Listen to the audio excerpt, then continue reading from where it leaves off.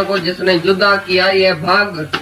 फिर त्याग, त्याग माना फिर शरीर जो मिथ्या उसका त्याग कर दिया। पहले सच और कूड़ को, झूठ को जुदा किया, फिर झूठ को त्याग कर दिया और लक्षणा माना आत्मा का लक्षण उसमें आ गया। भाग, त्याग, लक्षणा। भाग माना विभाग, शरीर और आत्मा को जुदा करना, फिर शरीर को अलग करके उसका त्याग करना कि मैं शरीर नहीं हूँ। झूठ को छोड़ना और सच में लक्षणा करना कि मैं आत्मा हूँ। ये है अभेद। भाग, त्याग, लक्षणा का अभेद कर दिया। अभेद माना आत्मा में रह गया। और तत्व और तुम जिसने जान लिया। तत्व माना वो एसेंस माना, तत्व माना मूल। तत्व तुम असी, तू वो है, तू वो मूल कारण परमात्मा तू है। तत्व तुम, जिसने तत्व तुम को अच्छी तरह से जाना कि भगवान वो जो है वो मैं हूँ, मेरे स्वयं कुछ नहीं है। और भाग त्याग करके, शरीर का त्याग करके अपनी आत्मा के लक्षणा में खड़ा है, उसके लिए पाप और पुण्य है ही नहीं। विज्ञानी के लिए निषेध कुछ नहीं है, विधि भी कुछ नहीं है। भाई ज्ञानी तो ऐसा करे, ऐसा नहीं करे। ज्ञानी के लिए पाप है, ये पुण्य है। ज्ञानी भाई बकरा क्यों खाता है? अरे ज्ञानी तुमको भी खा जाए कच्चा तो भी इसको पाप नहीं है। तुम स्वयं का सर उतार के तलवार से काट के और खा जाए ना तो भी पाप नहीं है। ज्ञानी के लिए क्या पाप है? क्योंकि उसका स्वार्थ नहीं है, कोई इच्छा नहीं है, कोई लोभ नहीं है तुम्हारे में, कोई मोह नहीं है, कोई अहंकार नहीं है, कोई विषय विकार नहीं है, वो द्वैत नहीं है उसमें। ज्ञानी कौन सा पाप कर सकता है? तो ज्ञानी के लिए निषेध कुछ नहीं है। भाई ज्ञानी को ऐसा करना चाहिए, ऐसा नहीं करना चाहिए। तुम्हारे लिए निषेध है। अज्ञानी जो फंसा पड़ा है माया में, उसके लिए निषेध है कि माया में नहीं जाओ। भाई पुरुष स्त्री के साथ अकेला नहीं बैठे, ये अज्ञानी के लिए, जिज्ञासु के लिए निषेध है। लेकिन ज्ञानी के लिए निषेध नहीं है, क्योंकि ज्ञानी ने स्त्री कभी देखी नहीं है। ज्ञानी कभी पुरुष देखता ही नहीं है, तो उसके लिए कोई पाप पुण्य नहीं है, निषेध और विधि नहीं है। लेकिन जो अज्ञानी शरीर में अटका हुआ, विषय विकार में अटका हुआ, द्वैत में अटका हुआ, इच्छा और वासना में अटका हुआ, उसके लिए निषेध और विधि है। ऐसा करना चाहिए, ऐसा नहीं करना चाहिए। भाई सुबह को सवेरे उठ के और ऐसा करना चाहिए, मंत्र जपना चाहिए या ध्यान में बैठना चाहिए, आत्मा का ध्यान करो, ओम का ध्यान करो, सब में भगवान देखो, ये अभ्यास करना चाहिए, वैराग करना चाहिए, सब विषयों को छोड़ना चाहिए, सब विषय जो है जहर समान त्यागना चाहिए। ये सब जिज्ञासु के लिए। ज्ञानी विषय में वर्तता हुआ भी उसके लिए त्याग और ग्रहण है ही नहीं। चाहे वर्ते भी विषय में तो भी निरासक्त है, उसके अंदर आसक्ति नहीं है। राजा जनक 1000 भोगों के बीच में बैठा हुआ भी निरासक्त है, माना मिथ्या समझता है, किसी में भी अटकता नहीं है।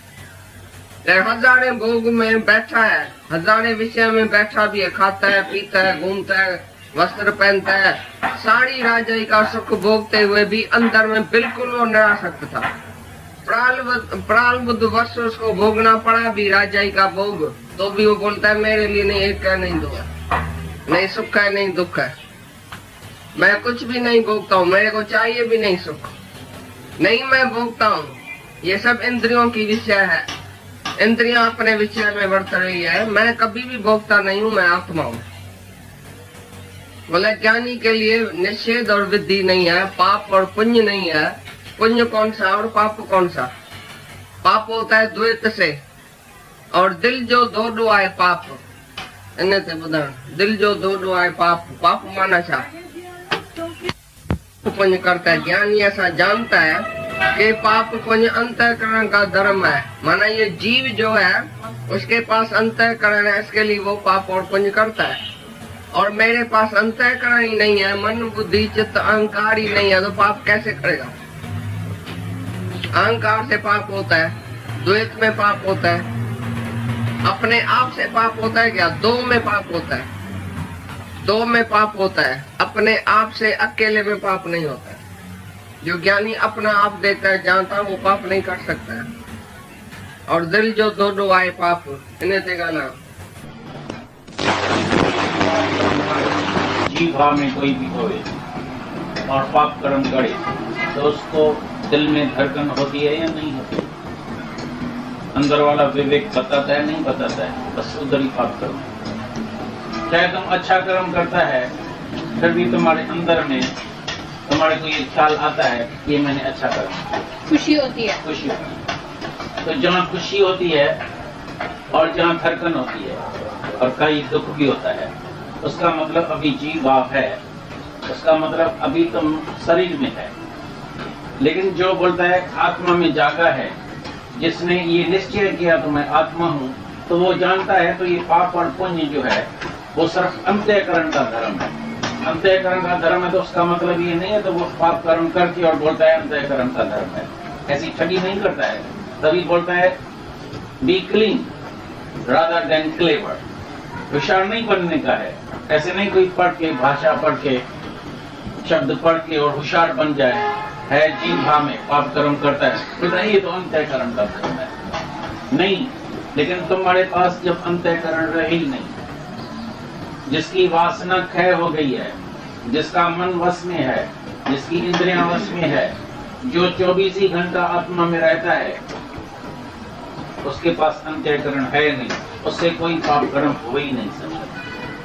ऐसा नहीं है पाप कर्म करके और फिर बोलेगा तो मेरे से पाप कर्म नहीं होता है। उधर तुमको दिल की धड़कन होती है तो उधर पाप कर्म होता है। और जहाँ खुशी होती है, जिस बात से मन को भीतर में खुशी आती है, किसी भी बात से, तो समझना अभी तक जीव बात जिंदा है, अंतःकरण है, मन जिंदा है।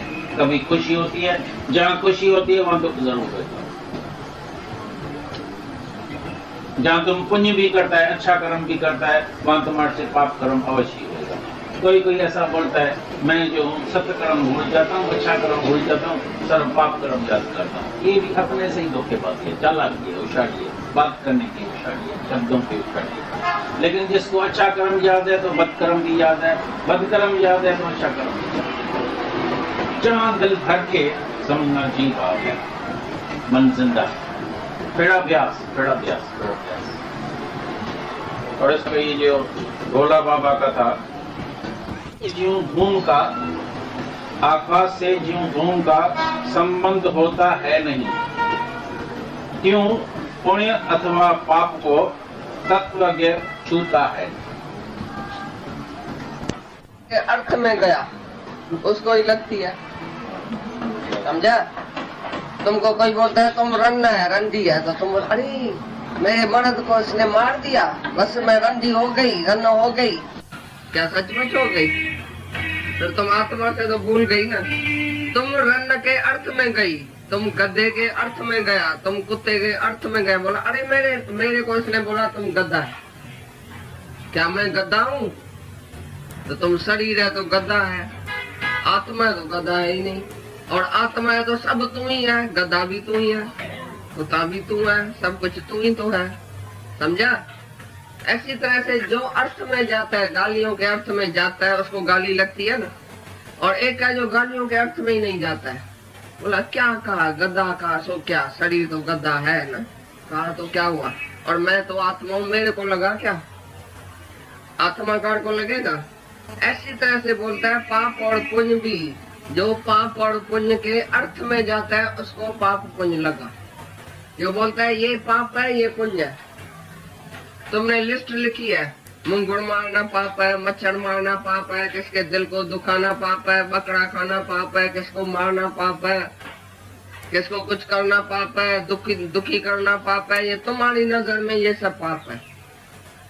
और भी दान करना पुण्य है, सबको प्यार करना पुण्य है, ऐसा करना पुण्य है, किसको कपड़ा देना, किसको पैसा देना, किसको अनाज देना, फकीरों को दान करना, ऐसा करना, ये पुण्य है। ये तुमने अपने अंदर में पाप और पुण्य रखा है, माना। लेकिन ज्ञानी के अंदर में नहीं पाप है नहीं पुण्य। ज्ञानी बोलता है कोई मरता ही नहीं है, मुंगुड़ कहाँ से आया, मच्छर कहाँ से आया, डेडर कहाँ से आया, बकरा कहाँ से आया, आत्मा ही आत्मा है, कौन मरता है? अरे ज्ञानी बोलता है तुम ही नहीं मरता है तो बकरा कहाँ से मरा? कौन मरता है? बकरा कैसे तुम बोलता है कि मरा? आत्मा अमर है, शरीर पहले से ही मुर्दा है, जड़ है, बाकी मरा कौन? खाली ये जो है श्वास, ये जो हवा है, सो शांत हुई। समझने की बात है कि है क्या, सच है क्या।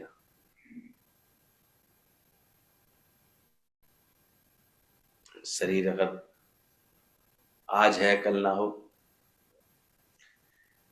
कितना नजदीक देखते हैं व्यक्ति को, कितना नजदीक देखते हैं। पहले गुरु जी इस तरह के प्रश्न पूछते थे, कितना नजदीक देखते। गुरु नानक देव ने पूछा अपने शिष्यों से, मौत को कितना नजदीक देखते। बोले साईं आज हैं कल ना हो। गुरु नानक देव ने कहा ठीक है, तुम तो बहुत दूर देखते हो।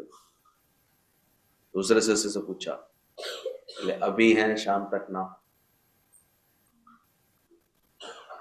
ठीक है, तुमने थोड़ा नजदीक तो देखा। तीसरे से पूछा तुम्हारी क्या राय है, व्यक्ति कितनी दूर है। अभी हैं अगले पहर ना हो। केवल लेहड़ा ही था जिसने ये बात बोली थी कि साईं मैं तो इतना नजदीक देखता हूं, अभी जो श्वास ले रहा हूं छूट ना पाए या छूट जाने के बाद मैं ले ना पाऊं, इतना नजदीक। ये सब समझ हमें सत्संग से ही मिलती है कि इतना नजदीक देखते हैं कि अभी भी जगत के दुनिया के नशे में ही ऐसे घूमते रहते। अब ये देखना है, ये करना है, यहाँ जाना है, मेरा जीवन है, ऐसे क्या पता। ऐसे अभ्यास जो करता है तो धीरे धीरे छूट पाता है। अंदर से असंग कर ले, जान ले, तो अचानक कोई परिवर्तन आता है तो कम से कम स्थिरता तो रहती है उसके अंदर। आज एक सहारा है उसके हृदय में जो गुरु का लिए प्रेम है, भाव है, वो उसको संभाले हुए है, दुख नहीं लगने दे रहा, बात को संभाल रहा है वो खुद ही। तो सब साधन का मूल ही है दुर्लभ सत्पुत्र।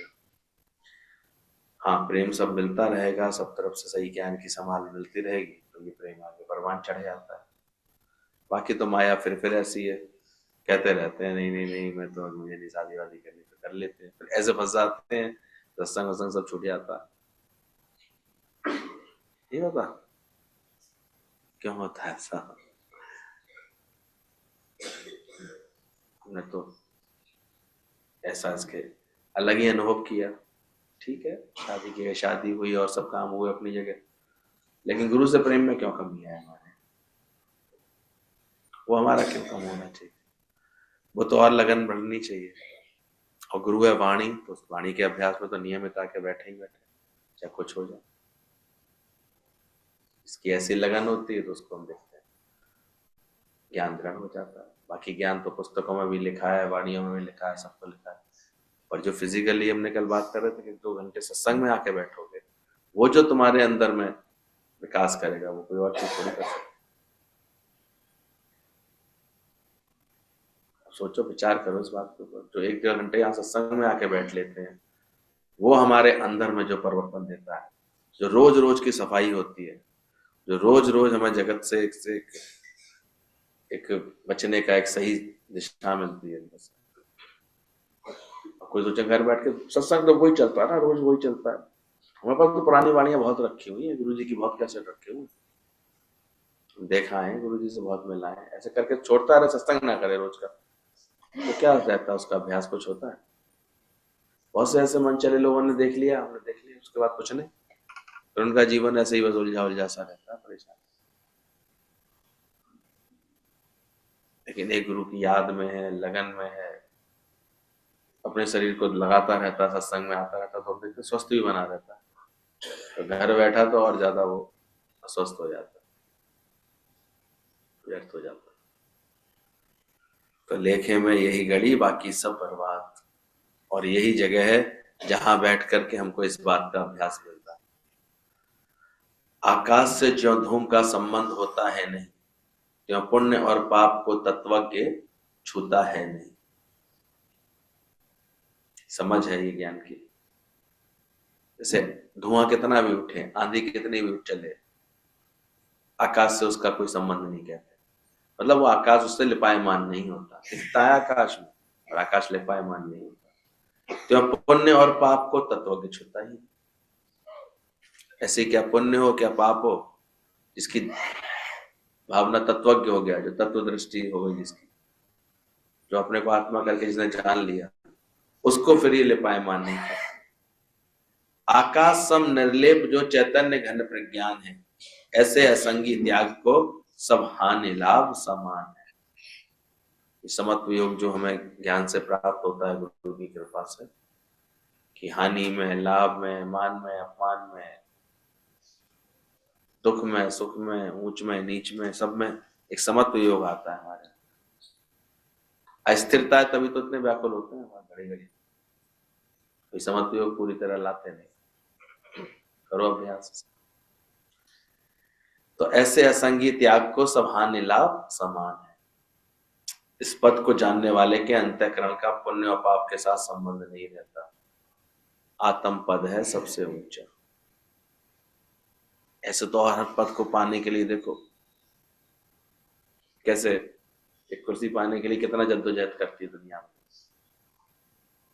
उस पद के लिए दुनिया में कितने करते हैं, लेकिन आत्म पद गुरु देना चाहता है, उसमें इतने मुश्किल से कोई बैठता है।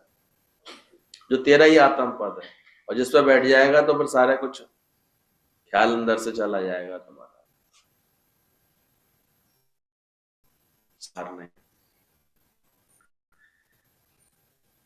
आत्मा पाने के लिए पद ऐसा है, उसको अंतःकरण को पाप का संबंध नहीं होता। यानी धूल पत्थर, धूल आंधी तूफान धुआं धक्कड़ ये आकाश में दिखती है, पर आकाश से इसका ऐसे ज्ञानी जानता है।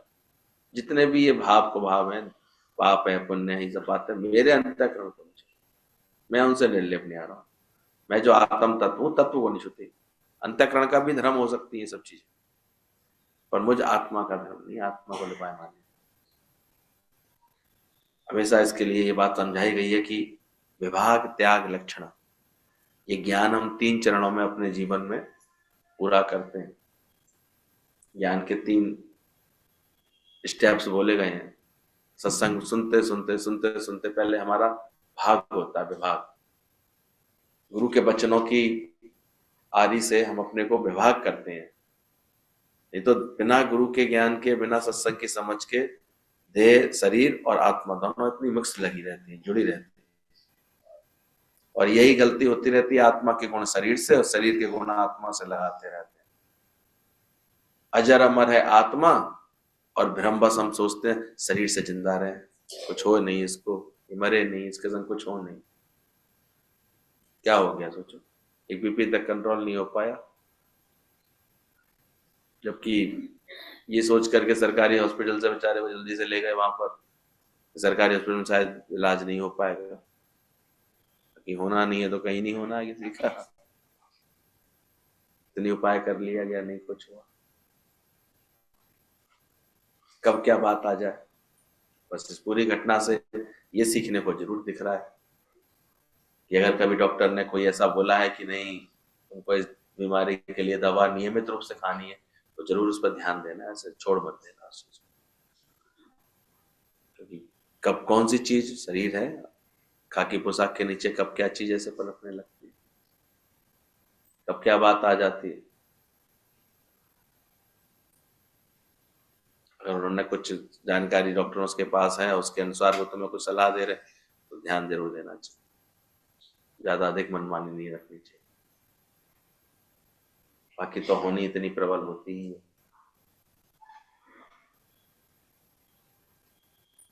समाज में थोड़ी सी बस यही थी कि उसका पिछले कई दिनों से कहता रहता ये दवाई खाती नहीं है, बड़ी जिद्दी है, दवाई नहीं खाती, और उसका नहीं था सुबह तो दवाई देख कर मुझे उल्टी आती है, वैसे कहती थी। नहीं होता, किसी का अंदर वाला नहीं स्वीकार कर रहा हो।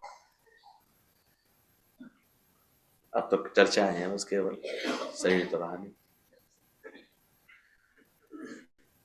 और घड़ी ना रखे कोई, 4 घंटे भी कोई रखने वाला नहीं होगा इसको।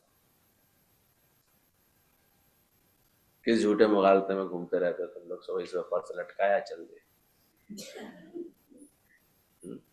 शरीर कैसा क्षणभंगुर है। तो अच्छा अभ्यास करो जल्दी से। शरीर और आत्मा को जिसने जुदा किया है, ये भाव, ये अलग है, मैं आत्मा। देह विनाशी है, मैं आत्मा विनाशी।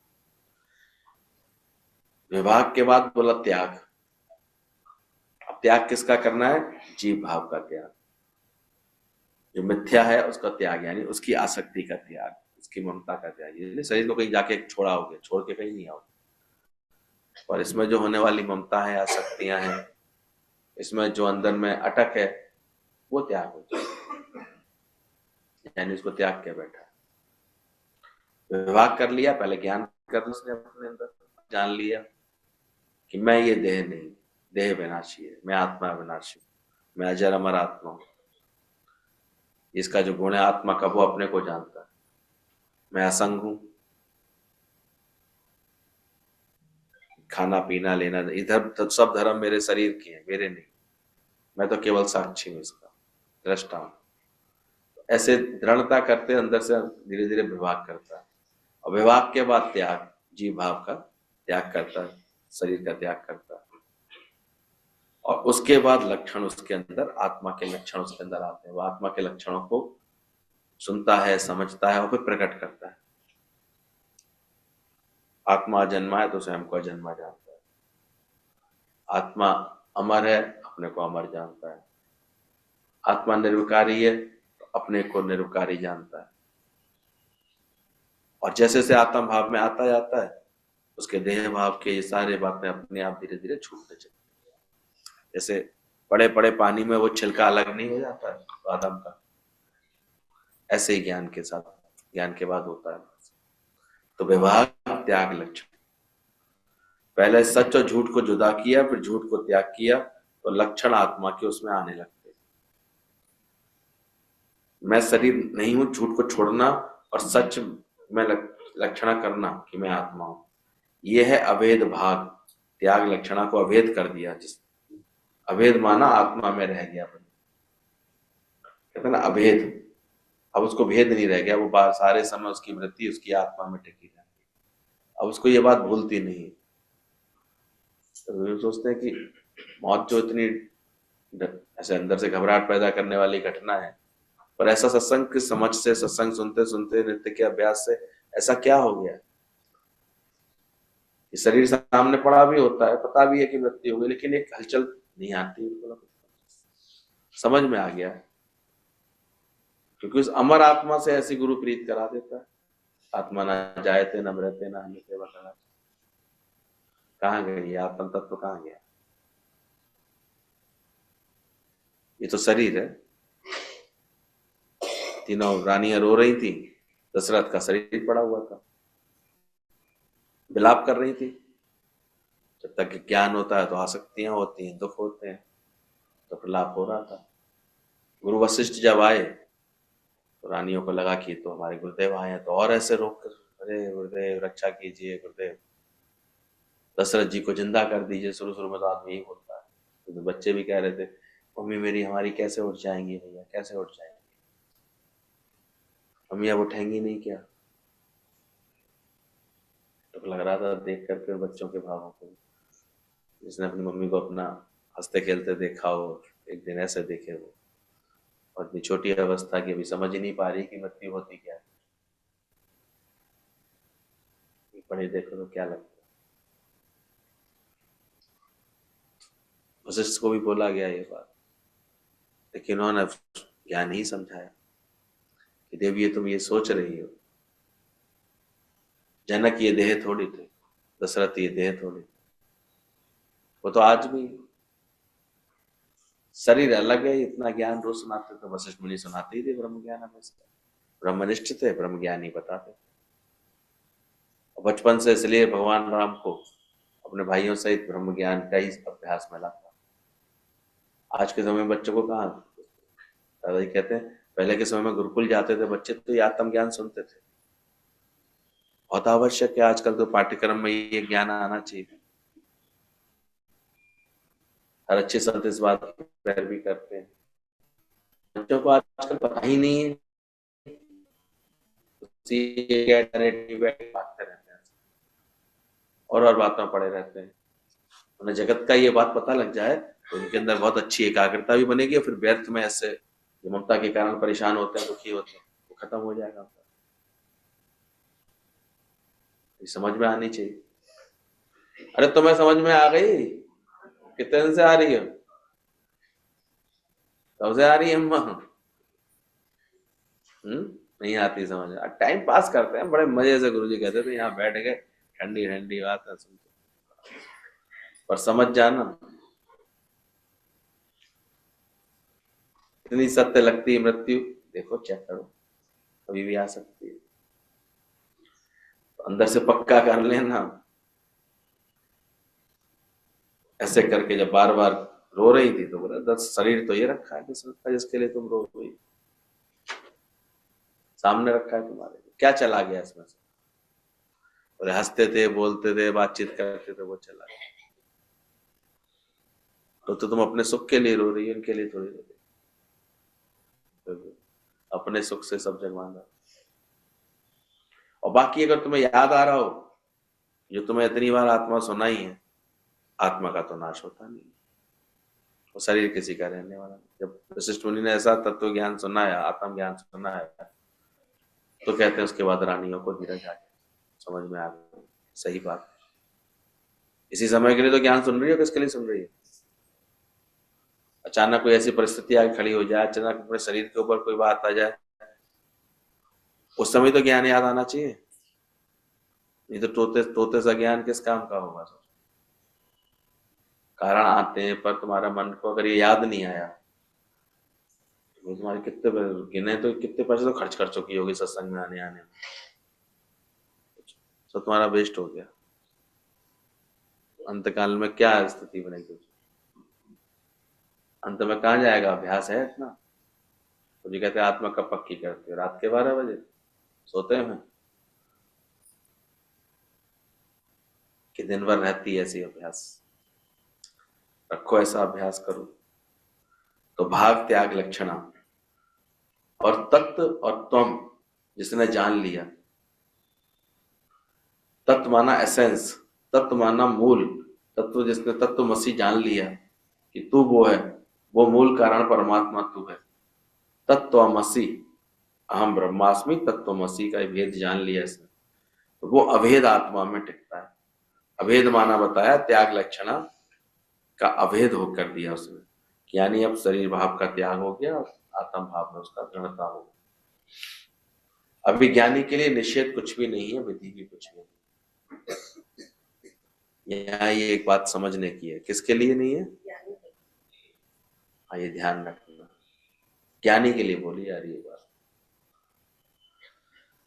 कोई नहीं बोल सकता ज्ञानी को तो ऐसा करे ऐसा नहीं करे, ज्ञानी के लिए ये पाप ही है, ये पुण्य है, ऐसा नहीं बोल सकते। बोला ज्ञानी क्या, कोई कहता है ज्ञानी बकरा क्यों खाता है? ज्ञानी तुमको भी खा जाए कच्चा तो भी उसको पाप नहीं है, क्योंकि उसका कोई स्वार्थ नहीं है, उसकी कोई इच्छा नहीं है, कोई लोभ नहीं है, तुम्हारे में उसका कोई मोह नहीं है, कोई अहंकार नहीं है, कोई विषय विकार नहीं है, कोई द्वैत नहीं है। इसलिए ज्ञानी कोई सा भी कार्य कर सकता है, कौन सा भी पाप होता है उससे तो ना उसे पाप सताता ना पुण्य सताता, पुण्य लिपायमान नहीं करता। इसलिए ज्ञानी के लिए कुछ निषेध नहीं है कि ऐसा करे ऐसा ना करे। लेकिन हाँ, जब तक अभी पूरा ज्ञान नहीं है तो तुम अज्ञानी जो फंसा पड़ा है माया में, उसके लिए निषेध है कि माया में जाओ कि नहीं जाओ, स्त्री पुरुष के साथ अकेला नहीं बैठे, या अज्ञानी के लिए, जिज्ञासु के लिए निषेध है। लेकिन ज्ञानी के लिए निषेध नहीं है, क्योंकि ज्ञानी ने तो कभी स्त्री को देखा ही नहीं, इसलिए कोई बिरला इस तत्व को जानता है। और इसी कारण भगवान कृष्ण कह पाए कि मैंने आज तक किसी का मुख नहीं देखा, और प्रकृति ने भी उनकी साख मारी। अब कितना अभ्यास तुमने कर लिया है, कैसी समझ है तुम्हारी, अब चित्तवनाएं कैसी चलती है अंदर में, आत्म भाव दृढ़ रहता है कि अभी भी देह भाव आता है अंदर में? रोज अभ्यास करो इसका, रोज मिटाओ इसको। ज्ञानी के लिए कुछ निषेध नहीं, तुम्हारे लिए निषेध है। अज्ञानी तो फंसा पड़ा है माया में, और ज्ञानी ने स्त्री कभी देखी ही नहीं, ज्ञानी कभी पुरुष देखता ही नहीं है, उसकी दृष्टि में सब दोष होते ही नहीं। ज्ञानी के लिए कोई पाप पुण्य नहीं है, विधि निषेध नहीं। लेकिन जो अज्ञानी शरीर में अटका हुआ है, विषय विकारों में अटका हुआ है, द्वैत में अटका हुआ है, इच्छा वासना में अटका हुआ, उसके लिए विधि निषेध है, ऐसा करना चाहिए, ऐसा नहीं करना। उसके लिए बोला जाएगा सुबह उठ के जप करो, मंत्र जपो, ध्यान करो, आत्मा में बैठो, ओम का जाप करो, समय भगवान देखो, ये अभ्यास करना चाहिए, वैराग्य लेना चाहिए, विषयों को छोड़ना चाहिए। पर ज्ञानी के लिए विषय में बढ़ता हुआ भी त्याग और ग्रहण है ही नहीं, चाहे बढ़ते भी विषय में तो भी निरासक्त है, उसके अंदर आसक्ति नहीं है। इसलिए कभी भी तर्क वितर्क में नहीं फंसना चाहिए, जल्दी से जल्दी अपनी वृत्ति को ज्ञानवान बनाना चाहिए। वो ऐसा क्यों कर रहा है, उसको ऐसा नहीं करना चाहिए, इन सब बातों में नहीं आना चाहिए। अंदर ज्ञान का मतलब समझना चाहिए। फिर ज्ञान, अब उसको पाप पुण्य जीव भाव देह अध्यास कोई भी व्यापता नहीं, ज्ञानी तो रहता फिर ज्ञान में, वो हर समय अपने ज्ञान के अभ्यास में। राजा जनक हजार भोगों के बीच में बैठा हुआ भी निरासक्त है, माना मिथ्या समझता है, किसी में भी अटकता नहीं, चाहे हजारों भोग में बैठा है, हजारों विषयों में बैठा है, खाता है पीता है घूमता है वस्त्र पहनता है, सारी रजाई का सुख भोगता है, पर अंदर में बिल्कुल निरासक्त था। और समय समय पर गुरु ने उसकी परीक्षा लेकर के सिद्ध भी कर लिया। नगरी को आग लगी तो क्या निकला उसके मुख से? तुम पछताने के बाद बोल लेना उसमें क्या बात। जनक पहले बोला था बाद में बोला था? तुम कब बोलो? सोच लो। थोड़ी देर दुखी होके, परेशान होकर के, मन चला करके, मूड ऑफ करके, फिर सत्संग की बात याद आई तो पहचान लेना अभी ज्ञान नहीं हुआ। उसको ज्ञान याद नहीं दिलाना पड़ा जनक को। इसकी जले सोई बचता है, पहले ही पक्का था। तो ऐसे जनक के लिए बोला, वो बैठा हुआ भी निरासक्त है, माना मिथ्या है। अब अष्टावक्र को याद थोड़ी दिलाना पड़ा ज्ञान। जब सब दरबारी लोग हंसे तो और ठाके मार के हंसा, और जब उससे पूछा गया कि आप ऐसे क्यों हंस रहे हैं, आपके हंसने का क्या कारण है, तो उसको तब पूछा उसने, तुम क्यों हंस रहे हो? राजा लोगों से पूछा, दरबारी लोगों से। बोले हम तो आपके टेढ़े मेढ़े शरीर को देख के हंस रहे हैं और ये विचार करके हंस रहे हैं कि आप आए हो कि मैं राजा के प्रश्नों का उत्तर दूंगा। तो ज्ञानवान था, अलग था अपने देह अध्यास से, तभी तो एकदम से बोल पाया कि राजन तुम्हारी सभा में सब चांडाल बैठे हैं, मूर्ख बैठे हैं, कोई इतनी नहीं पता। प्रश्न का उत्तर मेरी वाणी देगी, ना कि मेरा शरीर देगा।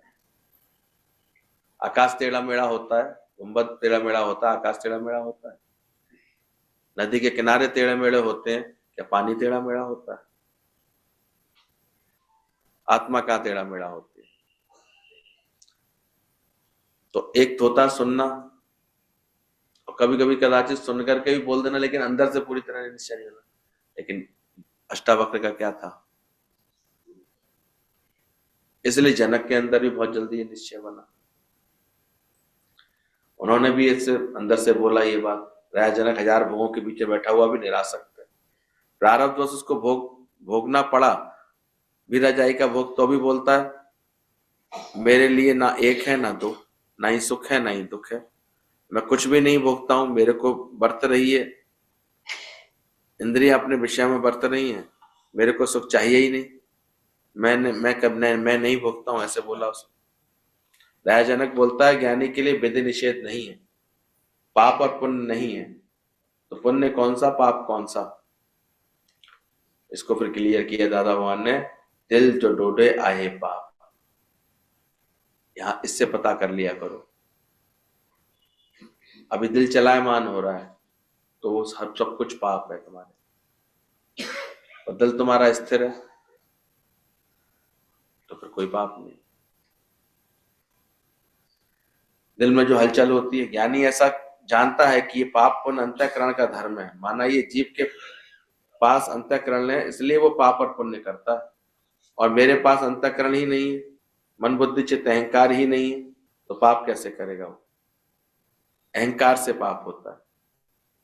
जिसने सारा अहंकार अपने गुरु की कृपा से अपना हटाने की अभ्यास कर लिया, हटा दिया, ना मैं तनीरा ना मैं मनीरा, तो उससे कैसा पाप होगा सोचो, जो हर वक्त अपनी आत्मा में स्थित होगा। तो मुख्य बात है अपने आत्मा के ज्ञान को पाना और समझना और उसमें स्थिर रहना। जो जितना दृढ़ रहेगा, स्थिर रहेगा, उसको कोई पाप और पुण्य लिपायमान नहीं करता। जीव भाव में कोई भी हो भी और पाप कर्म करे तो उसका दिल में धड़कन होती है। ध्यान, अंदर वाला विवेक बताता है कि नहीं बताता, बस उधर ही पाप कर्म हो जाता है।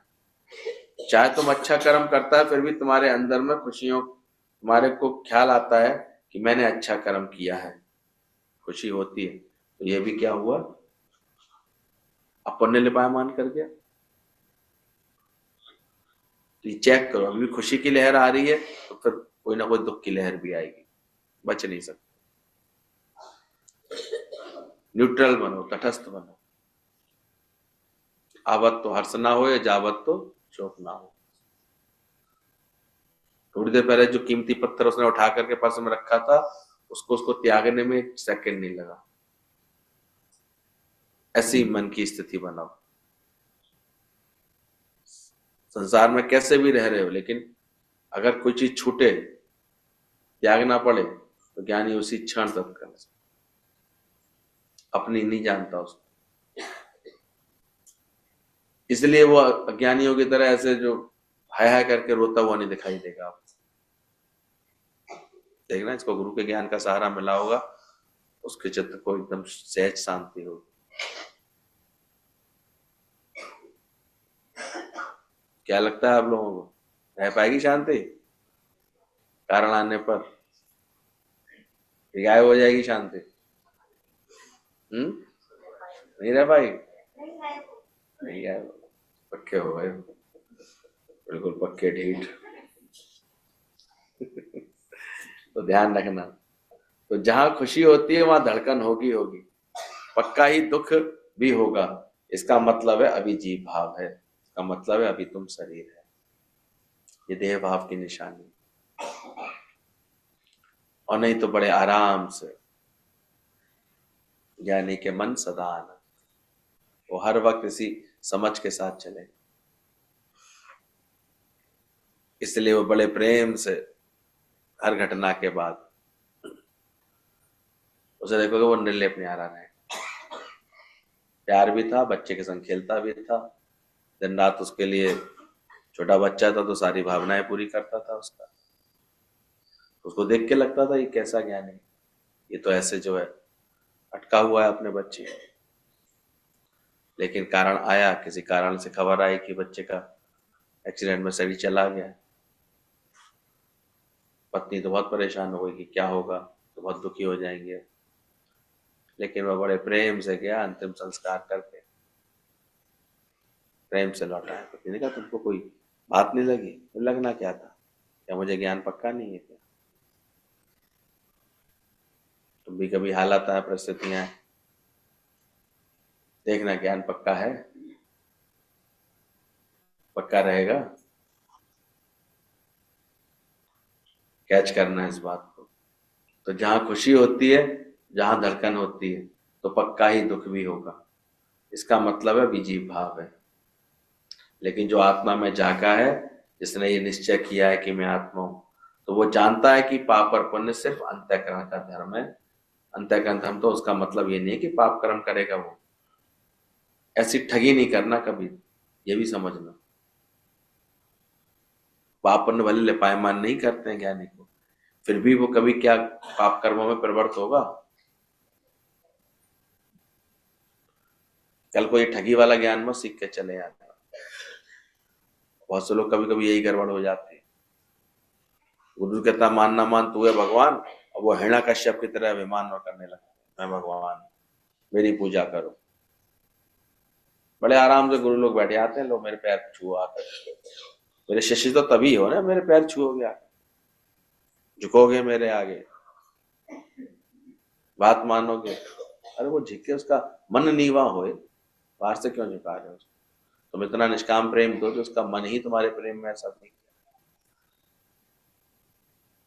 और दुनिया में सब बाहर से बनते हैं। इसलिए बोला B clean rather than clever. ये तो ये ज्ञान बहुत चतुराई के साथ भी लोग उठा लेते हैं और चतुराई से बात करते हुए दिखाई देते हैं। और हम लोगों के यहाँ इतनी सच्चाई से मेहनत है कि चतुराई ना भाई, उसे प्यार करें अज्ञान से। कि कोई भी ज्ञानवान होगा तो यहाँ पर समझने के बाद अपने आप में ज्ञानवान होगा। अपनी इस ज्ञान की समझ के साथ ज्ञानवान बनना। जो आत्मा में जागा है, जिसने निश्चय किया कि मैं आत्मा हूं, तो वो जानता है कि ये पाप और पुण्य सिर्फ अंतःकरण का धर्म है। इसका मतलब ये नहीं कि वो पाप करना लगता है ऐसे अंदर से, पर उसको लिपायमान नहीं करते। इसलिए उसको पर्दापोश होने में देर थोड़ी लगती है। किसी के भी खोट, किसी के भी पाप कर्मों को बड़े प्रेम से छुपा लेता है, क्योंकि वो पाप जानता ही नहीं उसको। उसे कोई दिक्कत ही नहीं होती किसी के साथ। जिसकी वासना क्षय हो गई है, B clean rather than clever. होशियार नहीं बनने का है, ऐसा नहीं है कि कोई भाषा पढ़ के, शब्द पढ़ के तुम होशियार बन जाओ। जी भाव में पाप कर्म करता है और बोलता है ये तो अंतःकरण का धर्म है, लेकिन तुम्हारे पास जब अंतःकरण रहे ही नहीं,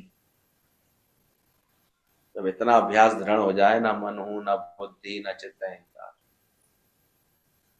तब समझना कि हाँ बात सही समझ में आ रही। नहीं तो मन बुद्धि चित्त अहंकार बने हुए अभी अंदर में, और ऊपर से हम बोलते ब्रह्म बन जाए तो भी बात नहीं बनेगी। और होता यही है शुरुआत में कि हम लोग सत्संग सुनते सुनते क्या बन जाते हैं।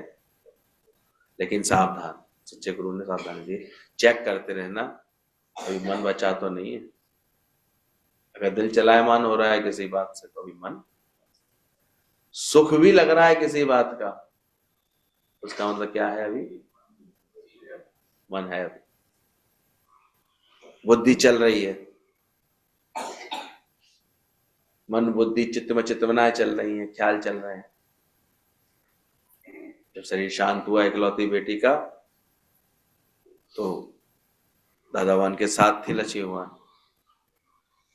और कोलंबो टूर पर थे, कोलंबो में थे, तो वहां पर खबर आई जब, तो लगता भी है, दादा ने कहा भी तुम्हारे जाने का दिल करे तो जा सकती हो, तुम्हारी टिकट कटा देंगे यहाँ से, बेटी है, इकलौती बेटी गई है।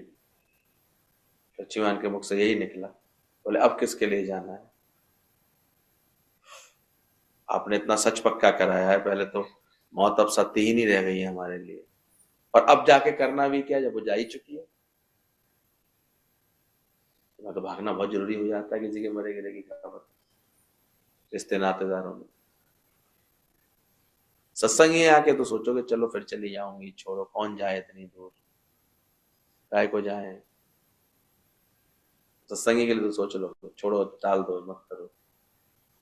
पर जहां गई मैं मेरा होगा, वहां दौड़ता है इंसान जब तक ज्ञान होता है। और लक्ष्मीवान का आदर सुन रहे हो, क्या जवाब निकला उनके अंदर से? अरे को सुना कि नहीं सुन रहा था अभी, क्या निकला था? अब किसके लिए जाना है? तो और बड़ी सहजता से निकला, ऐसे नहीं कोई ज्ञान रटा हुआ था, कोई ना कोई ऐसी कोई बात थी। स्वयं दादा गुरु उनसे कह रहे थे कि तुम जाना चाहो तो जा सकते हो। गुरु को भी इतनी हृदय होता है कि भाई आवश्यकता लग रही तो चले जाए, उसमें कोई बड़ी बात, ऐसे कोई जाने आने से ज्ञान धुलेगा भी नहीं, ये भी जानते थे उसका। लेकिन उनकी खुद की स्थिति इतनी दृढ़ थी। उसके बाद भी दादा ने रात को जब वो विश्राम कर रही थी, सो रही थी, तो दादा ने तो ऐसा पूछा कि कैसे। उसके बाद पूछा उसको, उनको देखा, एक सत्संगी को बोला इनके चेहरे पर टॉर्च मार करके देखो, ऐसा तो नहीं दिन में तो ज्ञान के प्रभाव में ये शांत रही है, आके तो दिल सुबकता है। सोचो एक दिन टूर पर भेजने के लिए तो ऐसी हो रही थी, नहीं हो रही थी? मोह होता है, मोह की अधिकता होती तो क्या होता है, कपड़ा सा निचोड़ता है अंदर में। लेकिन लक्ष्मीवान का आदर्श था, टॉर्च मारी गई उनके चेहरे पर देखने के लिए कि शायद आंसू निकले हों इनके,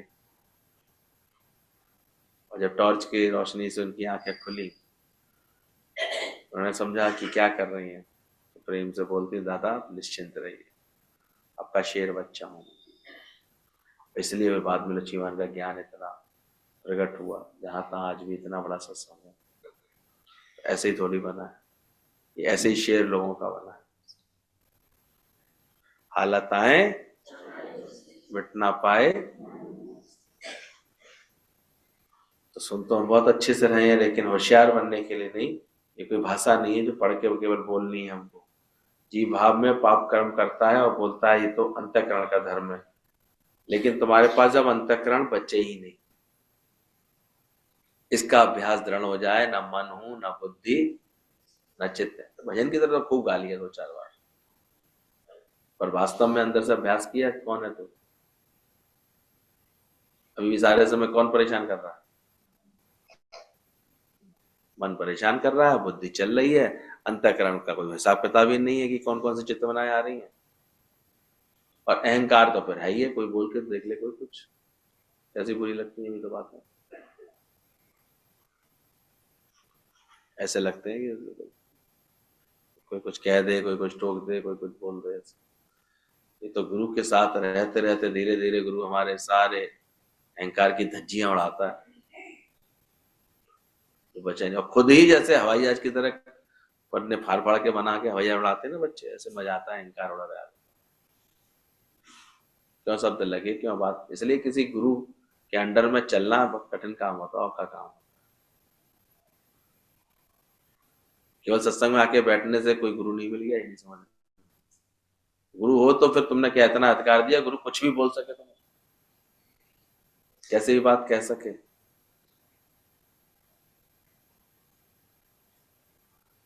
गुरु कहे तो तुम्हारा मन ऐसा हुआ, वो दिन को दिन कहे और रात को रात कहे, तो रात को दिन कहे तो दिन कह सकते हैं।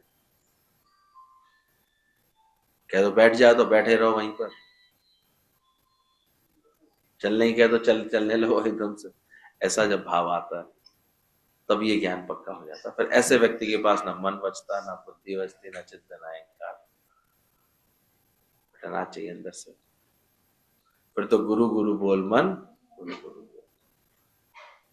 फिर तो ऐसा आनंद अंदर में आने लगता है, और जिसका अपना मन बस में, वही किसी के मन को बस में कर पाता है। तो समझना इस बात को, होशियार नहीं बनने का है। कोई भाषा पढ़ के, शब्द पढ़ के कोई सोचो ही सुना लो, उससे भी काम नहीं बनेगा। ये तो अंतःकरण का धर्म है। पर जब तुम्हारे पास अंतःकरण बचे ही ना, बोले जब वासना की क्षय हो गई तब समझना तुम्हारा मन वास में हो गया। अब मन कहीं भी वास नहीं करता, 24 घंटे आत्मा में रहता है। जिसके पास अंतःकरण है ही नहीं, उसको उससे कोई पाप कर्म हो ही नहीं सकता। ऐसा नहीं कि पाप कर्म करके फिर बोलना कि मेरे से पाप कर्म नहीं होता। इधर तुम्हारा दिल की धड़कन होती है, अगर धड़कन होती है तो उधर ही समझो पाप कर्म तुम्हारा हो रहा है। जहां खुशी होती है तो वहां दुख जरूर आएगा। जहां पुण्य भी करता है अच्छा कर्म, तो तुमसे पाप कर्म भी अवश्य होगा। कोई कोई ऐसा बोलता है मैं सत्कर्म भूल जाता हूं, और ऐसा नहीं होता। अच्छा कर्म भूल जाता है, केवल पाप कर्म याद करता हूं, तो ये भी अपने से धोखेबाजी करता है, चालाकी करता है। ऐसा होता ही नहीं है। अगर आदमी को बदकर्म याद है तो सत्कर्म भी याद है, और जिस क्षण याद आ रहा है उसी क्षण वो कर्म उसके खाते में लिखे जाता है। ये एक फिलॉसफी है, समझ है। इसको पता ही नहीं है, उसको क्या लगेगा? तब तक वो त्रिशूल लेकर के जा रहा था, पर जब उसके अंदर में उसे लगा कि कुछ दिन पहले मेरा त्रिशूल कहीं अटका था, 15-20 मिनट निकल गए थे इस बात में, लेकिन उसने कहा पिछले चौराहे पर थोड़ी भीड़ थी तो मेरा त्रिशूल अटका था, मैंने झटके से खींचा था। और फिर जब उसने पलट करके देखा तो वहां एक गाय उसको घायल दिखाई दी, मरी हुई दिखाई दी। तब उसको अंदर से एकदम से आया, अरे तो गाय के गले में अटका था, गाय मर गई इससे, अरे मेरे से गाय मर गई। जब ये ख्याल आया तब कहते हैं वो कर्म उसके खाते में लिखा ये तो निराकार की तरफ से तब तक वो कर्म उसके खाते में लिखा नहीं गया था।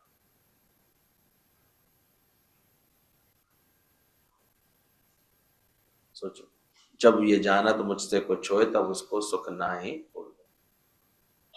अभी अंदर वाला इतना सावधान हो जाए, सुनने से तेरा काम नहीं बनता। सावधान हो अंदर में से कि अंदर वाला इतना छूट जाए, मन बुद्धि इतनी पलट जाए, छोटी छूट जाए इन बातों से। नहीं तो कोई ये कहे कि मैं सत्कर्म भूल जाता हूं, तो ऐसा नहीं होता, सब याद रहता है। जब दिल धड़के तो समझना दीप भाव है, मन जिंदा है। आकाश में जो धूम का संबंध होता ही नहीं, तो पुण्य पाप को तत्व के छूता ही नहीं। इसलिए तत्व के कोई पुण्य पाप नहीं लगते, ये तो सब बातें लगती रहती। इसलिए बोला गया कि कर्म करते समय इस ज्ञान का विवेक जागृत रहना बहुत जरूरी है। तो कब तुम्हारे कर्म बनने हैं पता नहीं चलेगा। वो था एक खेती कर रहा था, जाट था, तो बैल उसने रखे थे, बैल को मार के चलाता था, बैल से काम ले रहा था, लेकिन बीच बीच में बैल को बड़ी बड़ी गालियां दे रहा था। वहां एक सन्यासी संत भी लेटा हुआ था खेत में कहीं, वो उसको देख रहा था। बोले कैसा अजीब आदमी है ये, तेरे कसम की ऐसी तैसी, ऐसे कर करके बार बार तेरे कसम की जो है कीड़े पड़े, तेरे कसम मर जाए, ऐसे कर करके बोल रहा था। बोला कसम माने आदमी, तेरा आदमी? तो सन्यासी ने कहा इसका आदमी तो यही है, तो ये गालियां सारी अपने को ही दे रहा है, ये कर क्या रहा है? बोले कि मैं समझाऊं तो सही इसे। वो गया उस जाट के पास, बोले तू ये जो हाँकने के साथ साथ गालियां दे रहा है इसको, और ये गालियां तो तेरे को ही लगी, क्योंकि इन बैलों का तो आदमी तू है, मालिक तू है। तेरा मालिक मर जाए, तेरा मालिक कीड़े पड़े, तेरा मालिक पड़े, ऐसे करके बोल रहा है, तो कैसे पड़ेंगे? तेरे को लगे तो तुझे समझ में नहीं आ रही गाली किसको लगी? तो जाट बड़ा होशियार था, कहता जो समझे उसको लगी।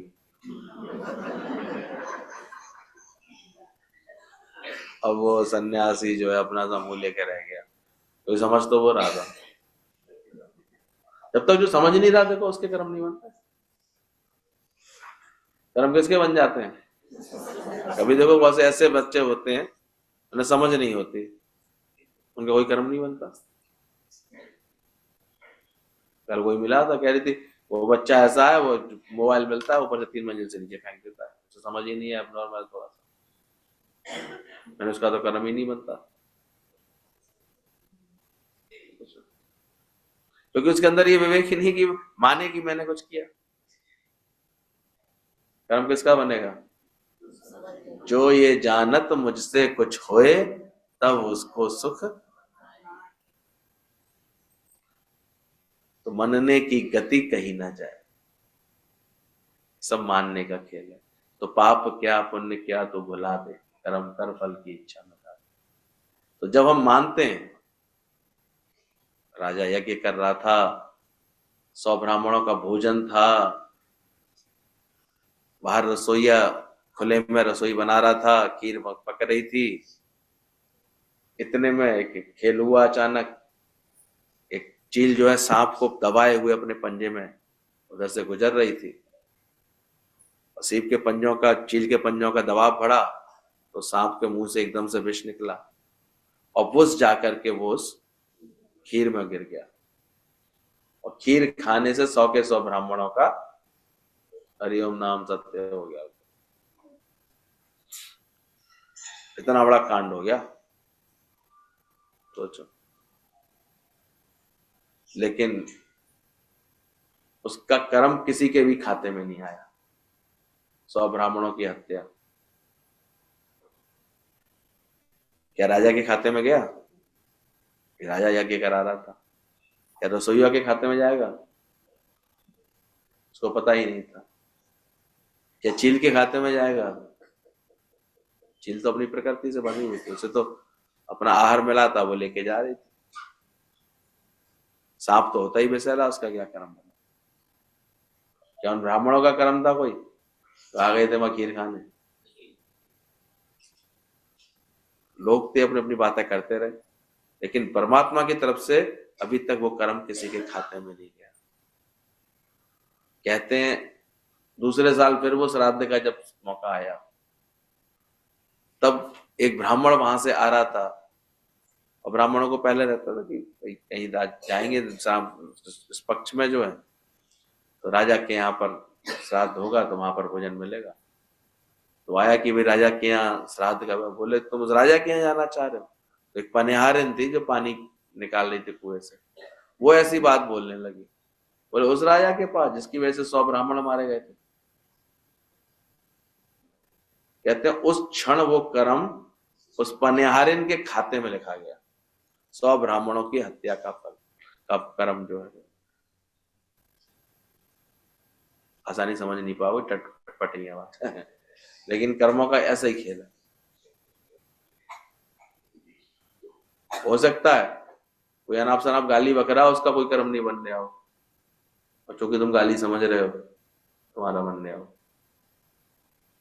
तुम उससे द्वेष कर बैठो अचानक एक झटके में, कैसी है, कितना बुरा आदमी है, कितना बुरा आदमी है, ऐसा विचार करके तुम्हारा बन जाए, और हो सकता है उसका ना बने, क्योंकि हो सकता है उसे पता ही बहुत से, देखो गाली उसके ऐसे रफत होती है उसकी जबान पर निकलती रहती है। और फरियाद में तो कुछ बहुत सारे ऐसे नमूने मिल जाएंगे। वो गाली देके, मुझे कौन साला ये गाली दे रहा है, वो ऐसे गाली देके ही बात करेंगे फिर, क्योंकि उनके कर्म नहीं बन रहे, उन्हें एहसास ही नहीं है कि गाली दे रहे। कर्म किसके बन रहे हैं? जो ये सोच रहा है तो कितनी गाली दे रहा है, उसके बन रहे। इसलिए ज्ञान के बाद सावधान। सब बातों में अगर भगवान की लीला देख पाओ तब बच पाओगे इससे, नहीं तो भोगे बिन छूटे नहीं, कर्म गति बलवान। 100 ब्राह्मणों की हत्या का कर्म का बोझ जो है वो उसके आया। तर्क से ये बात नहीं समझ पाओगे, इसकी लीला ही ऐसी है परमात्मा।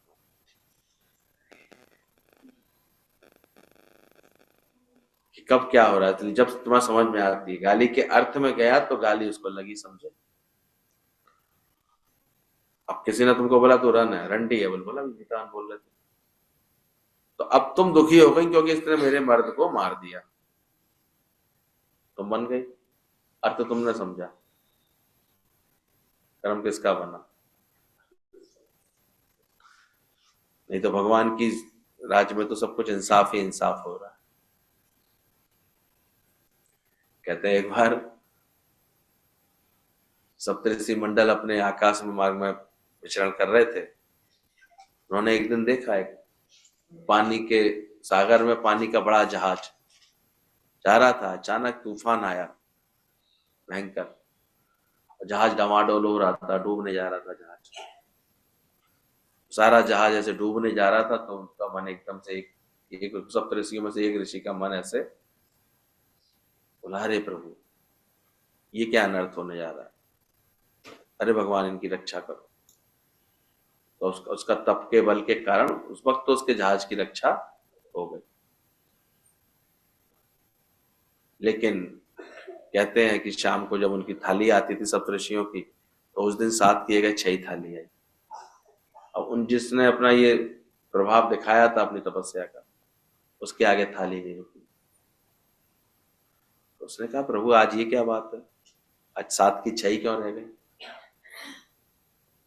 तब आकाशवाणी हुई, बोले आज तो बहुत बड़े दोषी बने हो, और निराकार का यही दंड है कि आज तुमको भोजन ना मिले, क्योंकि तुम्हारी वजह से न जाने कितने लोगों का भोजन आज नहीं पहुंचा है।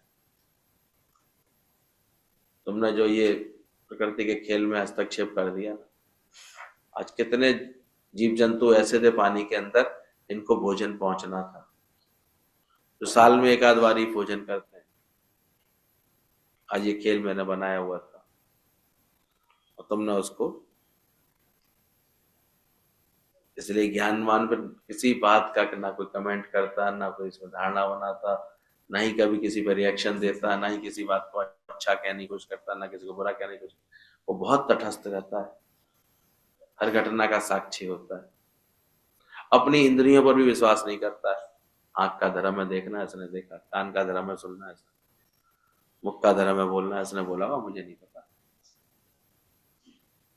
वो सबसे अपने को असंग रखता है। और ये तभी संभव होता है जब सारे समय क्या अभ्यास करता है, मैं आप, तो अपने को ऐसे आत्मा करके जान लेता है, तब जाकर के वो इन सब बातों से छूट पाता है। अज्ञानी पाप पुण्य को अपने में मानता है, इस वास्ते अज्ञानी को ही पाप और पुण्य लगते हैं। ये जो मर्म है इस बात का कि कैसे ज्ञानी को पाप और पुण्य लिपायमान नहीं करते, वो ऐसे नहीं करते क्योंकि वो मानता ही नहीं, वो इतना अंदर से असंग रहता है। ज्ञानी अपने में नहीं मानता किंतु उसका अंतःकरण का धर्म, उसे अंतःकरण का धर्म जानता है, इस वास्ते उसको पाप पुण्य नहीं लगते। उसे ना ही कोई पाप कर्म ना ही कोई पुण्य कर्म घेरता। वो अहंकार रहित है, अहंकार रहित होकर के चलता है। मन जीता हुआ है, बुद्धि उसकी शुद्ध हो गई है एक आत्मा के निश्चय से, निश्चय आत्मा बुद्धि हो गई है। चित्त में हमेशा उसके ज्ञान की पॉजिटिविटी भरी रहती है, ज्ञान की समझ रहती है और अच्छी तरह वो जानता है ना कोई पाप है ना कोई पुण्य।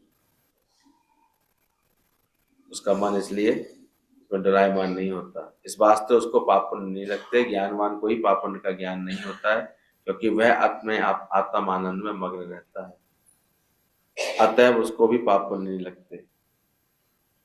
इसीलिए बोला गया है कि आकाश का जैसे धुएं से कोई संबंध नहीं है, ऐसे ज्ञानी का पाप और पुण्य से कोई संबंध नहीं। अब गाली किसको लगने वाली है?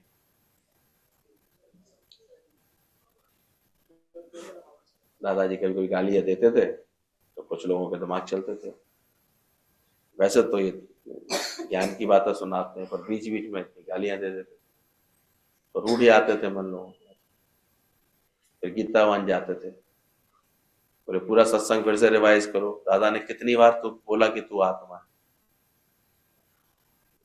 फिर पढ़वाते थे तो लिखा होता था सत्संग, तो पक्की अच्छी सत्संगी थी बेचारी, सारा से ज्ञान लिखते थे। तो वो सोचो गई बात, बैठ गई थी अपने घर में, तो गीतावान ने कहा अपनी डायरी निकाल पढ़, दादा ने क्या ज्ञान बोला, लिख, बता कितनी बार बोला कि तू देह नहीं है, तू आत्मा। कितनी बार बोला? बोले 22 बार निकला उस दिन की वाणी। बोले 22 बार दादा ने बोला तू आत्मा है और एक बार बोला तू गधा है। तो 22 बार की आत्मा पक्की नहीं करी, एक बार में गधा बन गई। गधा थी।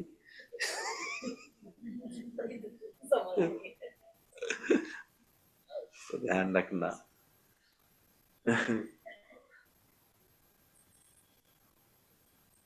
कुछ नहीं आई समझ बात? क्या आई?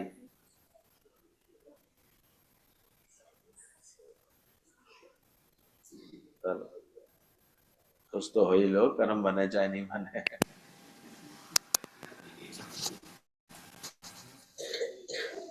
गुरु जी ऐसी ऐसी बातें सुना के गए,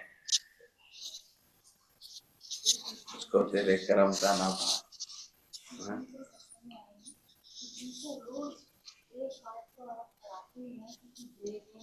भैया एक संशय है, वाणी में आया था ना, अगर ज्ञानवान किसी को मार भी दे तब भी इसका दोष नहीं रहेगा।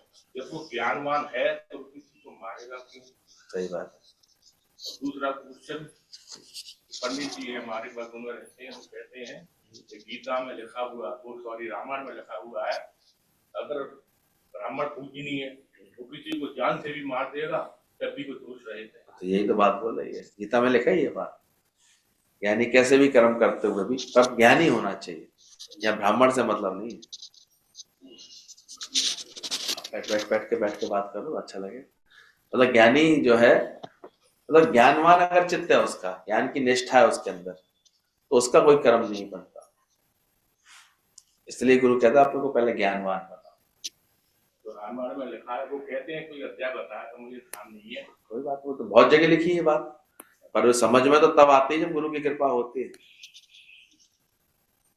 पढ़ा तो बहुत होता है, लिखा भी बहुत होता है, पर उसी को ही कर्म उसके खाते में नहीं जाएंगे जिसके अंदर में ये आत्मज्ञान है, जो अपने को आत्मा करके जानता है, तो देह नहीं मानता। नहीं तो पूछ के देख लो, बात करके देख लो। ज्ञानी असंग हो जाता है।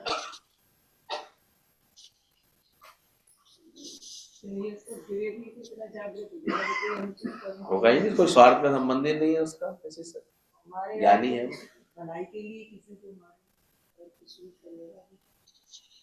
क्यों मारते नहीं है? कोई दुश्मन कर आता है उसको मारते भी है, तो क्या बात। ज्ञानी होगा ही तभी जब वो देव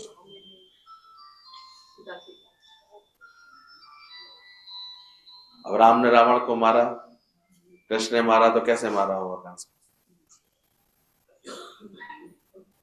पर उसके कर्म नहीं बनते ज्ञानी के।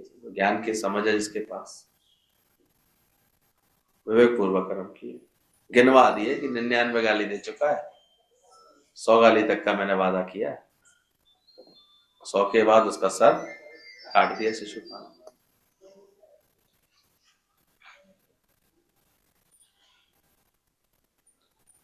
इसलिए कर्मों में ज्यादा उलझना ही नहीं चाहिए।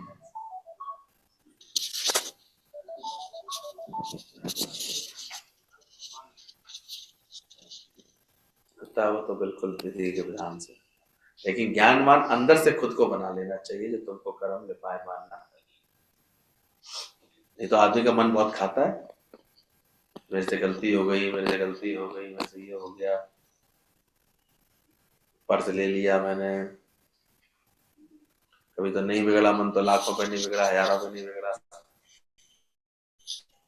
लेकिन ज्ञानी को अब जानता ही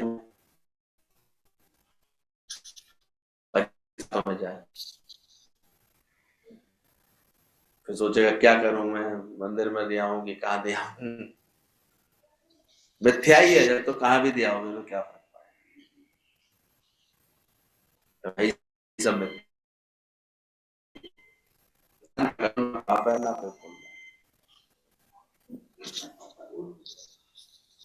अपनी भावना सही कर लो।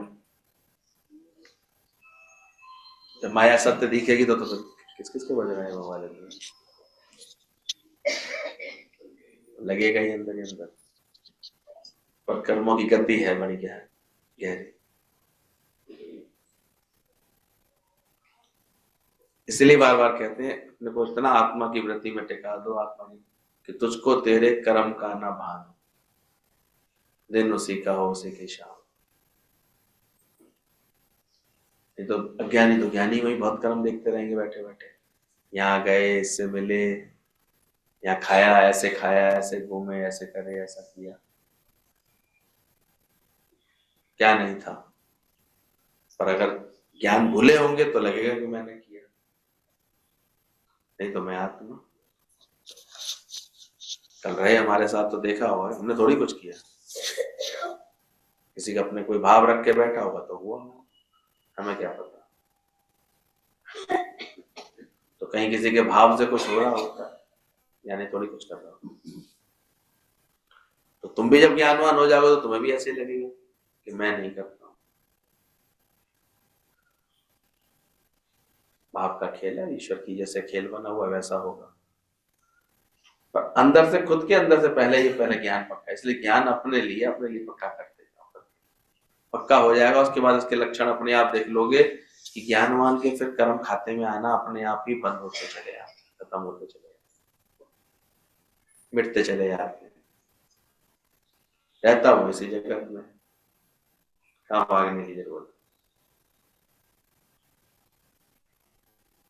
वो इच्छा से काम कर ही नहीं रहा, अज्ञानी इच्छा से काम कर रहा है।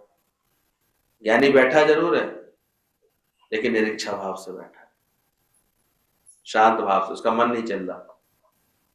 आप खुद देखोगे, ना नफे से मन चलेगा आपका, प्राप्ति में खुशी होगी, ना चले आने को कोई दुख लगे। वो साक्षी है,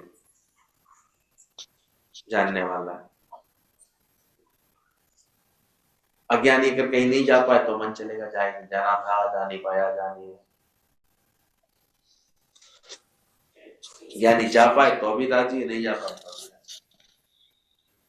वो सहज है, क्योंकि अपनी इच्छा से जाता आता ही नहीं है। ये समझ है चेक करो तुम अपनी इच्छा से आ रहे हो जा रहे हो इसलिए। लेकिन ये बात तो सूट तभी करती है जब पूरे दिन हमारा जीवन इस ज्ञान के अभ्यास में, सत्संग के अभ्यास में। उससे पहले नहीं कह सकते तुम हमारे तो इच्छा नहीं थी, हम तो निरीक्षा भाव में थे, तब तो किसी के भाव ऐसे कह सब ले, शब्द तो कोई भी ले सकता है, पकड़ सकता है, बोल भी सकता है, गुरु को भी आके कह सकता है हमारी कौन सी इच्छा थी, ऐसे कह सकता है। अब ये तुम जानो, इच्छा से इच्छा होगी सूक्ष्म में अंदर में तो देखो। मुझे चेक करते थे कहीं तुम्हें प्रशंसा मिली, तुम्हें खुशी मिली, जी भाव है तो चेक करो उसको। इसलिए ज्ञानी अज्ञानी ना ही कर्म में भेद, बाहर से कोई भेद नहीं दिखेगा, पर अंदर की भावना में बहुत अंतर, अंदर की बात में अंतर होगा। ज्ञानी फिर बिल्कुल निर्लेप न्यारा होकर के वहां से निकल, उसका बाद उसका चिंतन भी नहीं होगा। ज्ञानी को अंदर से कुछ लगेगा ही नहीं, कुछ हुआ कहीं गए भी थे, कुछ हुआ करनी थी बात। अज्ञानी को चित्त में रह जाएंगी बातें, सुना चलेंगी। तो चेक कर लेना इस चीज को, क्या बात। ऐसे ज्ञानी के लिए बोला गया अगर किसी को मार के खा भी जाए तो उसका कर्म नहीं बनता, उसके कर्म उसको कोई दोष नहीं।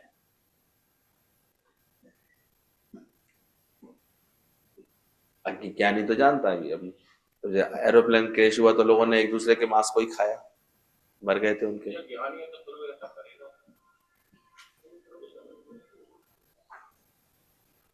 ऐसे समझ लो आप, इसमें क्या बात।